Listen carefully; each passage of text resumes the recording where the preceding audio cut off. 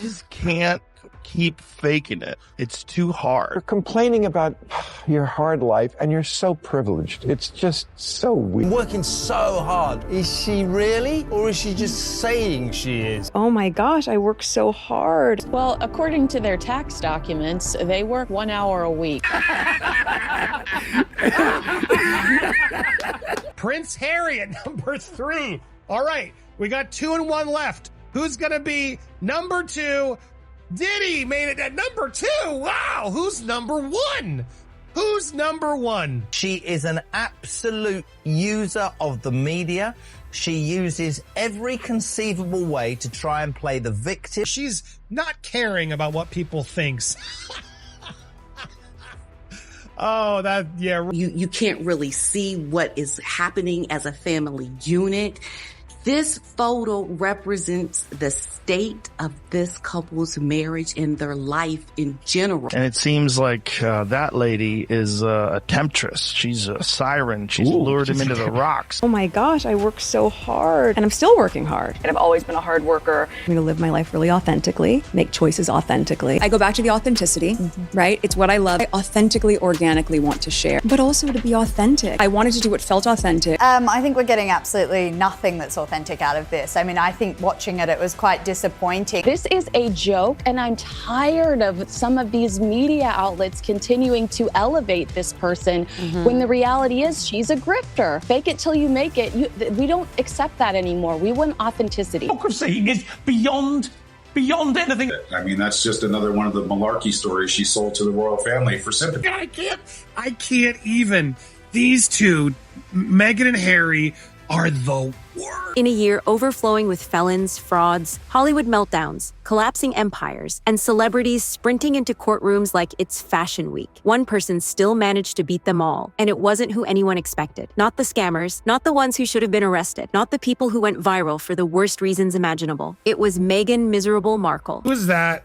It's Meghan, the Duchess of Sussex. The self-declared Duchess of Sussex, the woman who somehow managed to step into 2025 and walk straight into the digital wood chipper. Because while real criminals were out here getting mugshots, court dates, and FBI investigations, Meghan didn't just top the most disliked celebrity list. She launched herself so far above the rest that even Diddy and Cosby were looking up like, how'd she pass us? She is more than twice the most disliked celebrity in the world. More than twice the level of dislike. Hollywood insiders whispered it. PR teams admitted it quietly. Even her supporters blinked twice. This wasn't a stumble. This wasn't a tabloid exaggeration. This was a full public expiration date, stamped in bright red, and we're only at the opening scene. Because this wasn't about one moment. It was an entire 12-month masterclass in how to torch a brand, alienate your audience, and trigger worldwide exhaustion so severe that people started saying, I don't care what she does anymore. I'm tired. She ranked above the likes of Bill Cosby and Sean Diddy Combs. I don't think this was the kind of list that Meghan was hoping she was going to make in her new rebrand, relaunch. But trust me, the real chaos hadn't even begun. 2025 was supposed to be Meghan Markle's sparkling comeback. The glamorous rebirth, the polished relaunch, the inspirational Phoenix moment where she'd step into her power, and the world was expected to politely clap.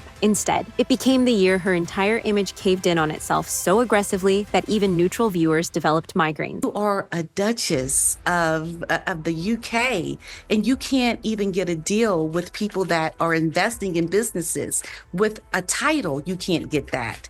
It's hopeless. This finally showed that if you're a brand, it's toxic to invest. I mean, no brand is going to invest. Every attempt she made, every quote, every interview, every empowering photo shoot, every carefully staged camera moment backfired harder than the last. Her rebrand didn't collapse. It detonated. People weren't angry. They were tired, exhausted, done. Former fans rolled their eyes. People who didn't care suddenly cared for all the wrong reasons. Woman looks to me like a malignant narcissist. This woman has zero self-awareness. And the skeptics. They felt vindicated like it was Christmas morning. Even Hollywood insiders, who usually fake positivity for a living, whispered things like, she really needs to stop. This is getting embarrassing. The energy shifted, not because of one scandal, but because everything she touched that year went sideways. For these celebrities that start these things, they can't keep up. You know, like the Meghan Markle. A photo shoot turned into disaster. An interview turned into chaos. A PR move. Immediate internet facepalm. A product launch. Burned before takeoff. Meghan didn't just lose the public, she pushed them away. You wait. It's going to be a massive bomb. And just when it felt like it couldn't get worse, she opened her mouth in an interview, and the internet sharpened their knives. Enter Jamie Kern-Lima, an interview that should have been a calm, simple chat, a softball moment, a chance to clean up the narrative. Instead, it became Exhibit A in the global case of why people stopped believing Meghan Markle. You're the same. You're the same. Like, I know. Yeah. I know. Because the second she started talking, her timeline cracked like dry paint. Dates shifted. Stories contradicted themselves. Details rewrote themselves on the spot. And the internet, the world's most obsessive archivist, immediately said, oh no, you're not getting away with that. A tear in sight. It's an actor's trick. Now make yourself cry. Oh, I can do that so well. Oh my God, it's great. Within hours, people were stitching clips side by side, comparing old interviews to new claims, lining up receipts, zooming in on mannerisms, and dissecting every sentence like it was a crime scene analysis. Her past didn't line up with her present. Her narrative shifted mid-sentence. Her mannerisms looked suddenly rehearsed. Even people who used to know her said, this is fake. She wasn't like this before Harry. I knew her a bit before she met Harry. She was nothing like that. She didn't speak like that. Her mannerisms weren't like that. And the contradictions. They didn't land like harmless mistakes. They landed like brand sabotage, like she was rewriting her own biography in real time. Instead of building trust, she kicked the foundation out from under it. And before she could even attempt damage control, she uploaded something even worse, something theatrical, something overproduced, something that poured gasoline on the entire problem. Then came the pregnancy video, the moment everything snapped. A dramatic, cinematic, over-edited spectacle featuring Meghan dancing, spinning, posing, cradling her stomach like she was auditioning for a perfume commercial about motherhood. She's supposedly 9 months pregnant in the hospital room, dancing with a big belly. Harry's there too. She's kind of twerking. She's gonna twerk. Here comes Harry.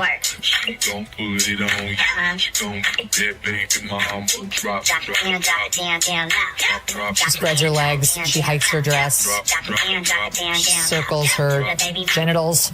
And for her to need to make it into an ego trip, which she's clearly doing. Look at me dancing. I'm still fun and I'm sexy and I have this great marriage. And here's Harry being like a normal guy is disrespectful, I think, to the moment, to the child, and truly to like the sanctity of what goes on for any humans who are actually in that situation. She's drunk. Harry popped into frame like a dazed background extra. The music swelled, the lighting glowed, the dress hiked up, the legs spread. The whole thing screamed, look at me, look at us, look at this moment, feel something. But instead of warmth, instead of emotion, instead of tenderness, the internet recoiled. People said it looked staged, performative, overacted, more influencer content than intimate family moment. Even her defenders asked, why does everything she does look like a scene from a show? Critics went further, calling the video disrespectful, self-centered, ego-driven, and painfully artificial. Some even questioned the authenticity of the bump itself, pointing out the shape, the placement, the size, turning the video into a viral debate she absolutely did not want. It is uncomfortable. I don't think, because she's done this before for photos, I don't think that is a real baby bump. I think way too big. It's way too big. And sort of too low as well. Yeah, it's like a metre out there. I mean, It looks the wrong shape. Where's she going to give birth there? Through her knees or something? It wasn't a celebration. It wasn't a joyful reveal. It was cringe content of the highest tier. And at the exact moment she desperately needed relatability, she delivered performance. And the public's patience? Gone. But believe me, this wasn't even close to the worst humiliation waiting for her. Because right after the pregnancy video backlash, Hollywood stepped in and they did not hold back. Just when Meghan needed something, anything to hit, her big Netflix project finally arrived. This was supposed to be her creative rebirth, her Hollywood stamp, her moment to prove she wasn't just a celebrity headline, but a legitimate entertainment force. Instead, it face-planted so hard the audience felt secondhand whiplash. I just think she's crying for sympathy, playing the victim, when there's nothing to be a victim about, and there's also no sympathy to be granted for this lifestyle. A cooking show, one that instantly exposed the fact that Meghan Markle has never zested anything in her life. 5 seconds in, viewers were already saying she looked like she was about to injure herself zesting a lemon. And honestly, the way she held the knife, OSHA should have stepped in. She is doing a cooking show on Netflix. I only watched 5 seconds of it, and I thought she was going to cut her wrist by trying to zest a lemon. This girl has never been in the kitchen. Critics called it overly curated. Viewers called it boring. The internet labeled labeled it a commercial pretending to be a show. It didn't trend. It didn't go viral. It didn't save her image. It didn't even put a dent in the disaster. Instead, it became another reminder that Meghan's creative vision isn't connecting with the public at all. No one bought the idea of her as a lifestyle expert. No one felt inspired. No one said, wow, she's so relatable in the kitchen. They said, she's crying for sympathy again. Of your Luke? Sorry, what's that? You're Luke. You look amazing. You're Luke. My Luke. My Luke. My look. She likes my... That's when the real humiliation hit. Hollywood didn't see a comeback star. They saw a brand slipping, fast. But if you thought that was the worst of it, Hollywood had one more message for Meghan, and it came wrapped in Kardashian contour. The Kardashian incident, the kind of tiny Hollywood moment that normally disappears in hours. But not this one. Not when Meghan Markle was involved. She showed up to Kris Jenner's party, smiling, posing, standing in photos with Kim, Khloe, Kris, the whole clan. She beamed like she had just been knighted. And the next morning, poof, gone. Every trace of her evaporated from the Kardashian feeds. Jenner's post on Instagram immediately after the party. I think there are the maximum of 20 pictures in this slideshow. She made the mix, not one glimpse of the royal couple. Because the reality is that in Hollywood, they're not royalty anymore. They're on the D-list. So they may get the invite, but they're not on the Snoop Dogg or Oprah Winfrey. Not cropped, not blurred, not oops, wrong filter, deleted, like she was never invited, like she photobombed the family and security quietly escorted her out. The internet went into overdrive. People wondered, did Meghan make the party about herself? Did the Kardashians feel used? Did they simply not want her in their brand? Kim Kardashian deleted her photo with Meghan Markle? Kim K still has that X tape out online, but Meghan Markle was the line. Was this a polite Hollywood no thank you? And the fact that no explanation ever came, that silence was louder than any statement. Because when Kris Jenner goes quiet, it's strategic. Celebrity PR, silence and omission can be just as calculated as a post, and the silence from Kris Jenner speaks volumes. And then came the cover, the Harper's Bazaar meltdown, her big reset, her return, her dramatic I'm back moment. And she is beaming. She is beaming like this is the biggest moment of her life. Except the second the photos dropped, no one gasped, no one praised, no one swooned. The internet froze and then mocked. She didn't look powerful. She didn't look regal. She didn't look refreshed. She looked haunted. The lighting was strange. The expressions stiff. The vibe screamed Diana cosplay, not Hollywood comeback. Apparently, Meghan Markle is now on the cover of Harper's Bazaar. Okay, she's on the cover of Harper's Bazaar. Meghan Markle sold her soul to the devil to get a cover, not on Vogue, which is the one that she wanted, but on Harper's Bazaar. Oh, bizarre. Even worse, the article itself read like Meghan was trying to kneel in two worlds at once. I don't know how any woman could see a young girl and not see herself in her, especially at that age, Meghan tells me later. Once again, Meghan Markle makes everything about herself. The royal title she escaped, and the Hollywood fame she still can't crack. People dragged it in minutes. Bizarre article because it was bizarre, and honestly, Meghan Markle is just, let me think about it, Delulu. And just when that disaster began settling, the yacht controversy from her past resurfaced out of nowhere. Not because anything changed, not because new evidence appeared. The internet was simply digging through everything Meghan had ever said or done, and it all started looping back. Patterns, rumors, old stories resurfacing stronger than before. Because when people no longer trust you, everything becomes evidence. Wasn't there some speculation that she was on Epstein's yacht at one point in time? There was like photos with her and Prince Andrew way back in the day when she was like in her early 20s. Wow. Suggested that the then Meghan Markle likely spent time with Prince Andrew and Jeffrey Epstein before she even met Prince Harry. And the storm wasn't done. By now, Meghan's year was already a mess. But then South Park got involved and tore through every misstep like it was a weekly sport. They mocked her Harper's Bazaar cover before the ink could dry. They dragged her pregnancy dancing video. They roasted her Paris Fashion Week appearances, her interviews, her photo ops. Nothing was off limits. Every dramatic pose, fuel, every contradiction, a punchline, every awkward moment, a whole episode, and the brutal truth. Millions agreed with every joke. It wasn't just satire anymore. It was commentary, validation, a cultural roast session. While Hollywood was full of scandals, Meghan's downfall felt different. Not tragic, not shocking, just performative, and people were exhausted by the performance. Her image cracked under the weight of its own contradictions. Too curated, too emotional, too calculated, too dramatic, too crafted. People didn't see a woman living her life. They saw a character trying to convince the world she was something else. Meghan's podcast has fallen off the charts. She's been criticized for the content. There are rumors that her As Ever launch wasn't as successful as she considered it critically.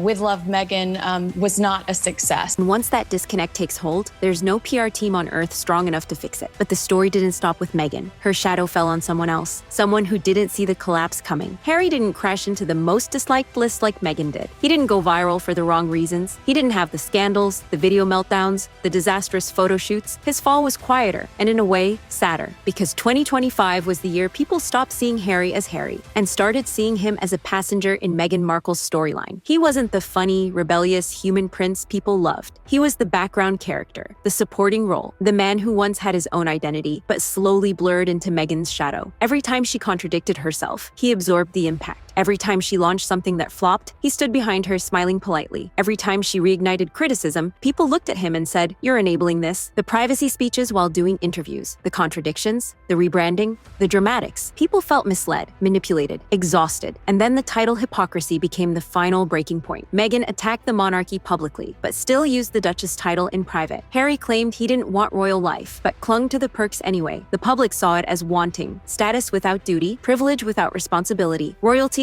without service. And once that hit the spotlight, the calls to strip their titles surged, because at that point, it wasn't about cruelty, it was about clarity. The story no longer matched the crown they refused to let go of. By the end of the year, Meghan wasn't just disliked. She wasn't just controversial. She was exhausting. And when the public gets exhausted, they don't rage, they don't debate, they don't fight, they disconnect. Meghan didn't win most disliked because of one scandal. She won because the world finally said, "We're tired." So now the real question is this: is Meghan Markle headed for a redemption arc? Or is this the moment her entire narrative finally collapses for good? Drop your take in the comments. I'm watching that section light up. And if you want more brutal deep dives into celebrity implosions, royal chaos, and Hollywood meltdowns the mainstream media tiptoes around, make sure you hit like, tap subscribe, and ring the bell so you never miss the next chapter of this saga. And if you think this is messy, tap one of the videos at the top of the screen, because the chaos continues there. Thanks for watching. Until next time, stay tuned, stay safe, and stay informed. Only on Tea Time with Tina.